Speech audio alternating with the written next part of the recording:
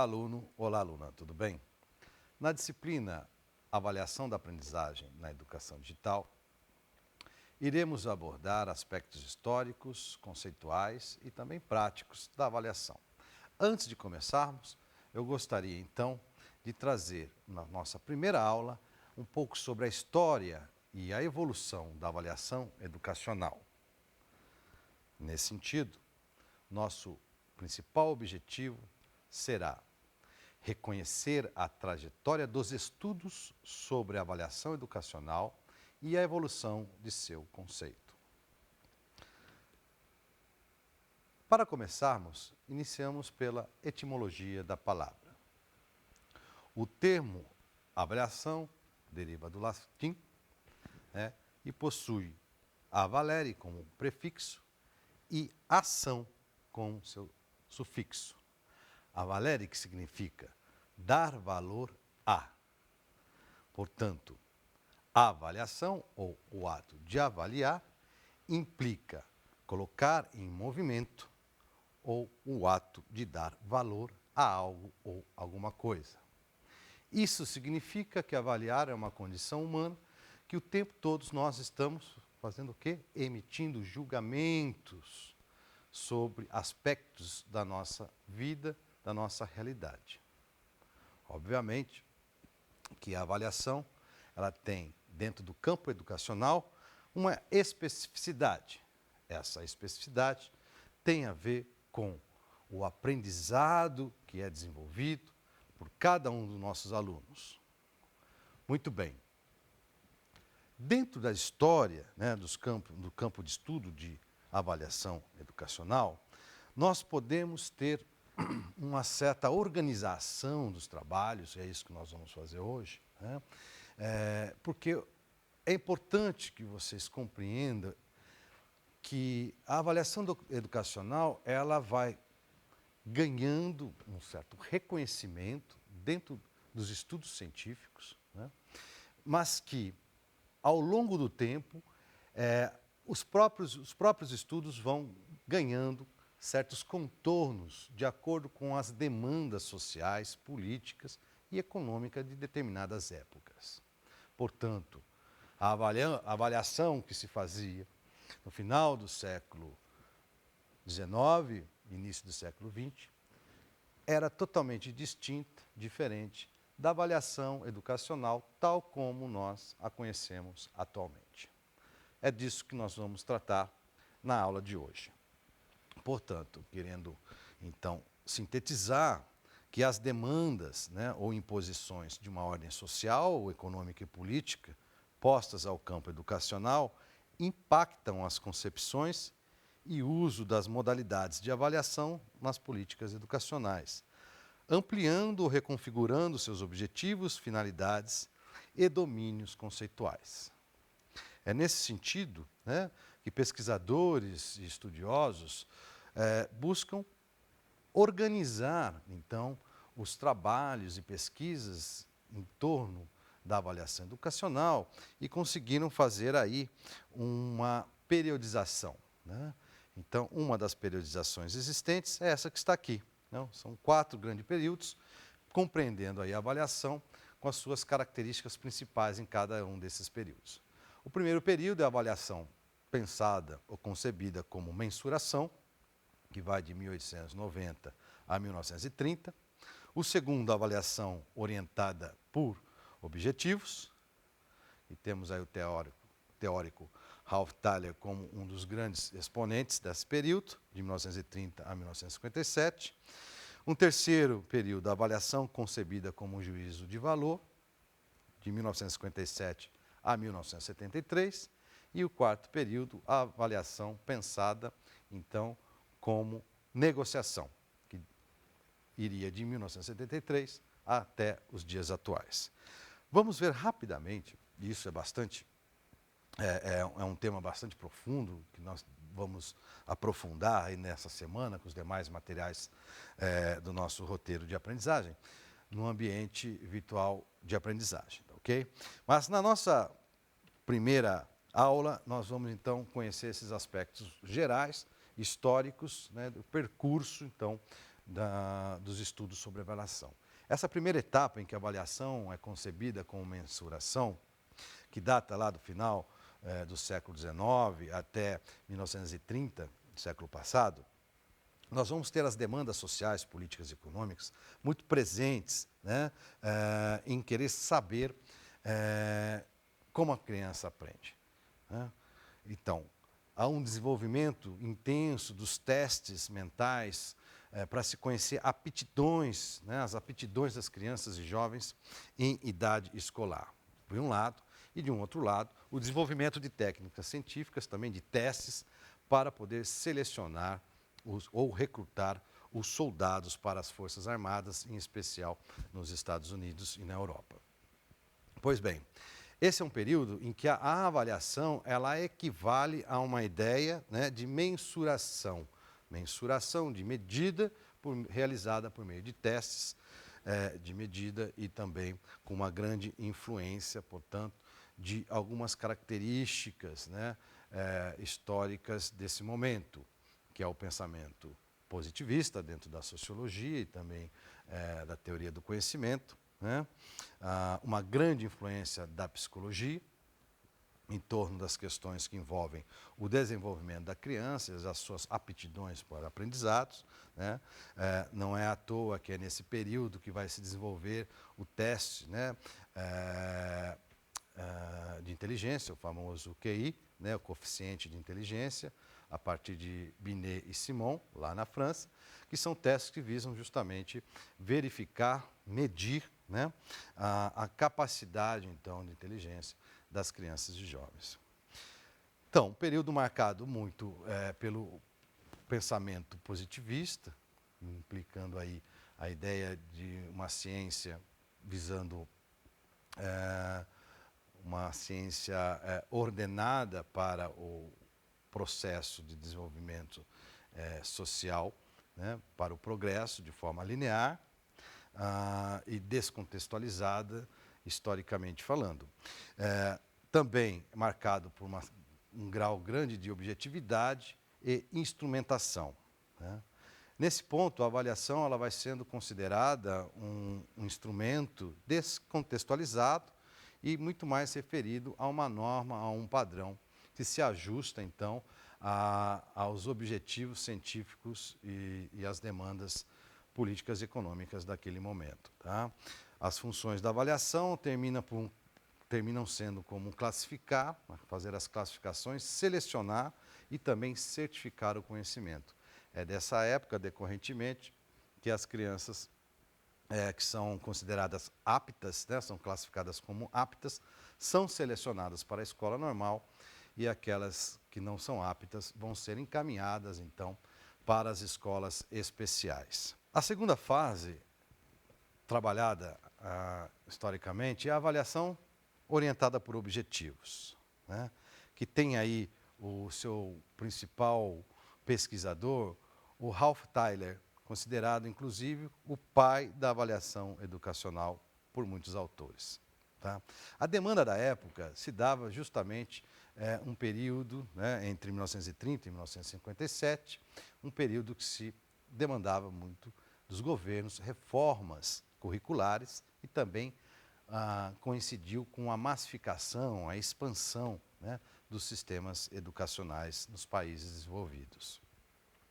Nesse princípio, nessa época, melhor dizendo, a avaliação ela é pensada aqui, né, orientada por objetivos, justamente porque foi Tyler que fez uma crítica, e não só ele, mas outros pesquisadores da época, mas que faziam críticas severas ao modelo calcado apenas na mensuração, né?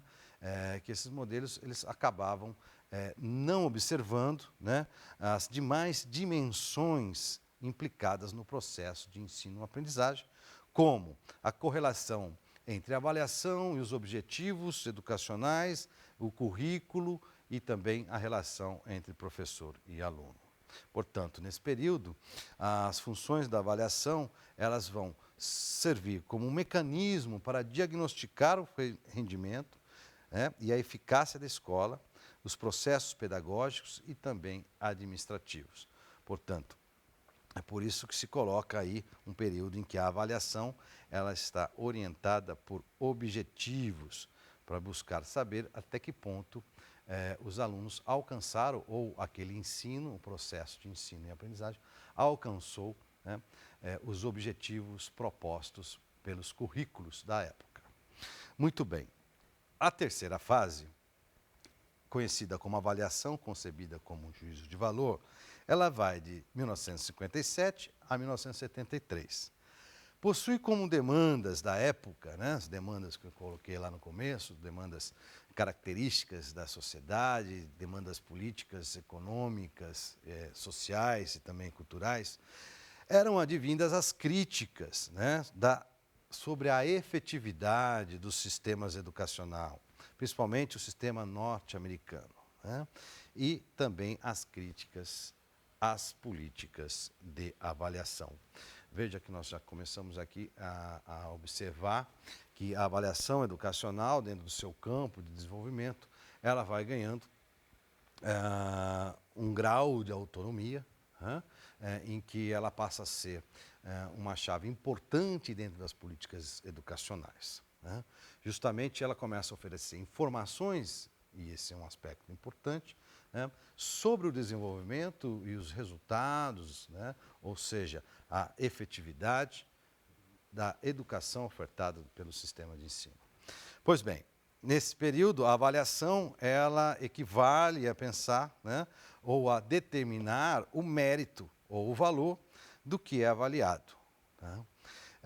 É desse período também, portanto, que vai surgir a avaliação também pensado como um atributo da accountability, ou seja, da prestação de contas, como nós traduzimos aqui para o português no Brasil, a prestação de contas e também a responsabilização das escolas, em que a avaliação ela subsidia, a partir de seus resultados, um julgamento sobre um sistema, o seu desenvolvimento ser eficaz ou não, de acordo com os seus resultados. Pois bem,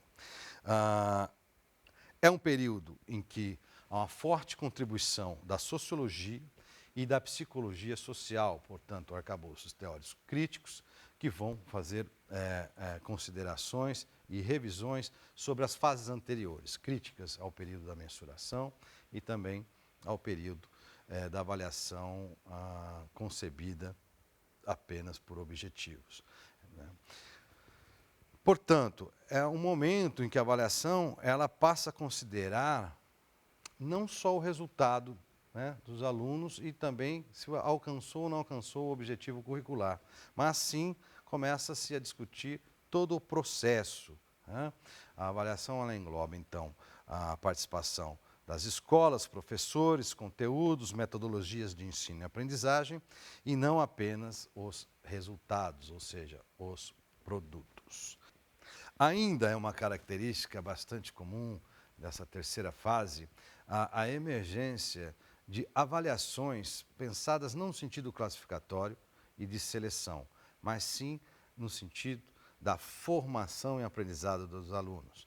É quando vão surgir aí termos, ou melhor, as concepções de avaliação formativa, avaliação somativa, avaliação global. Há uma profissionalização do campo da avaliação em relação às políticas educacionais. Há também uma dimensão política da avaliação. Estávamos falando anteriormente, é justamente a avaliação ela vai ganhando um entorno em que ela passa a ser um elemento importante para se avaliar, inclusive, os sistemas de ensino. Não somente nesse sentido da avaliação dos sistemas de ensino, mas também como a avaliação ela passa a ter um poder na deliberação também, ou na elaboração de políticas públicas educacionais. E, por fim, a avaliação ela vai assumir uma função que é a função diagnóstica da avaliação educacional para as tomadas de decisão. Nesse período, mantém-se as funções técnicas e descritivas do currículo e considera a avaliação dos próprios objetivos educacionais. Por fim, nós chegamos aí na quarta fase, que é a fase mais próxima, né, o período atual, que data de 1973, segundo essa periodização dos autores aqui que nós escolhemos, que vai até os dias atuais. Pois bem, o que caracteriza as demandas dessa quarta fase, né, o período que nos encontramos? As políticas de avaliação em si, né, e os regimes de regulação burocrático profissional e pós-burocrático. Isso quer dizer que, nesse exato momento, a avaliação é educacional, ela torna-se um elemento central dentro das políticas públicas educacionais, ao ponto de se desenvolverem políticas educacionais de avaliação. De algum modo, a avaliação passa a balizar os resultados, análises e possibilidades de responsabilização ou accountability dos sistemas de ensino, mas também elas passam a ser protagonistas centrais de um novo modelo de gestão, que é o modelo de gestão por resultados, né? Esse é um ponto muito específico, que depois nós vamos discutir em outro momento da nossa aula. Mas também é uma fase em que se caracteriza pela multiplicidade e profusão, né, de modelos avaliativos, né? Então, nós falamos de possibilidades de vários tipos de avaliação: avaliação institucional, autoavaliação, avaliação de currículo, avaliação da aprendizagem, avaliação externa, avaliação da sala de aula, avaliação da aprendizagem, né? Há uma profusão de modelos de avaliação, de forma que se caracterizam também por cortes quantitativos, qualitativos, se ela é formativa, integradora, diferencial. Muito bem. Outra característica da quarta fase é a avaliação como tomada de decisão.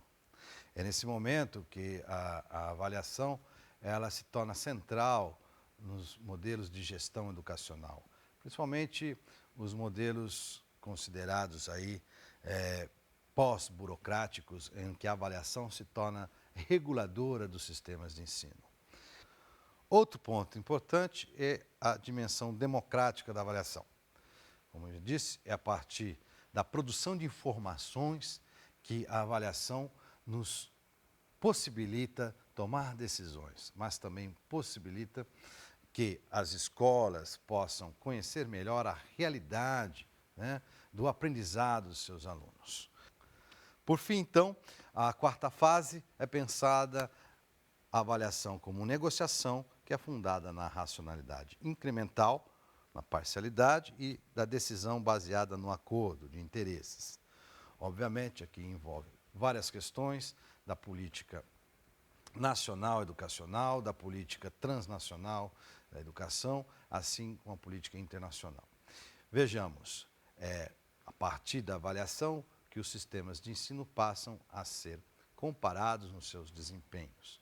É a partir também da avaliação que é possível estabelecer, né, certos critérios ou subsidiar, né, os governos para que algumas políticas possam ser modificadas ao longo do tempo.